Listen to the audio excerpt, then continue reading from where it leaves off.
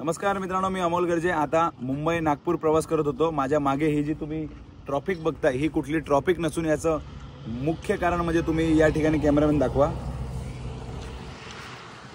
या ठिकाणी माझ्या मागे जे तुम्ही बघताय एका ट्रक चालकाचा जो अपघात झालेला, एका ट्रक चालकाने त्याला झोप आली होती आणि समोरची जी गाडी होती त्या गाडीला जोराची धडक दिलेली आहे। विशेष म्हणजे त्या गाडीचं पण आर्थिक नुकसान झालेलं आहे आणि ती पण गाडी पलटी झालेली आहे। तर या ठिकाणी MSFच्या जवानांकडून व पोलीस अधिकाऱ्यांकडून या ठिकाणी जे महामार्गाचे जे पोलीस डिपार्टमेंट आहे त्यांच्याकडून या ठिकाणी जे पडलेलं जे वाहन आहे ते उचलून साईडला ठेवण्याचे काम सुरू आहे। त्यामुळे थोड्या वेळासाठी या ठिकाणी वाहतूक ही स्टॉप करण्यात आलेली आहे समृद्धी महामार्गाची। विशेष म्हणजे माननीय मंत्री साहेबांना माझी विनंती आहे, गडकरी साहेबांना विनंती आहे, माननीय महाराष्ट्राचे मुख्यमंत्री साहेबांना माझी विनंती आहे की समृद्धी महामार्गावरती ड्रायव्हरांना झोप येते त्याच्यासाठी काहीतरी उपाययोजना करण्यात याव्यात। या ठिकाणी कुठेतरी रेस्ट हाऊसची सोय वगैरे करावी ड्रायव्हरांसाठी, कारण होते असं की हा हायवे सरळच लांब नागपूरपर्यंत खूप मोठा हायवे आहे व या ठिकाणी डुलके आल्याच्या नंतर काही ठिकाणी ज्या रेस्टच्या ज्या जागा आहेत, ज्या ठिकाणी आराम करायचे त्या ठिकाणी ट्रक चालकांची डिझेल चोरी असेल किंवा वेगवेगळे प्रकार हे